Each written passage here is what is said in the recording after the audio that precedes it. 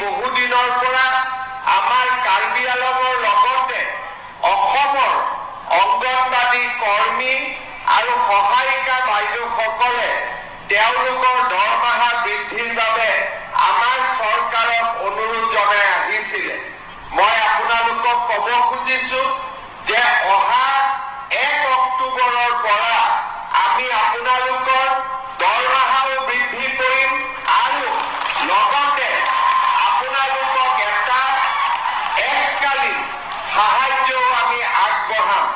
অৰ্থাৎ এবাৰতে আপোনালোকক এটা পুঁজি আমি আগবঢ়াম যাতে ঘৰৰ কাম কাজ ল'ৰা ছোৱালী পঢ়া শুনাৰ ব্যৱস্থা ল'ব পাৰে আৰু লগতে 1 অক্টোবৰৰ পৰা আপোনালোকৰ দৰমহাও আমি যিমানখিনি পাৰো সিমানখিনি আমি বৃদ্ধি কৰিম যাতে আমাৰ অংগনবাদী কৰ্মী আৰু সহায়িকাসকলৰ পৰা অলপ হ'লেও তেওঁলোকৰ মনৰ দুখ আমি যাতে কমাব পাৰো।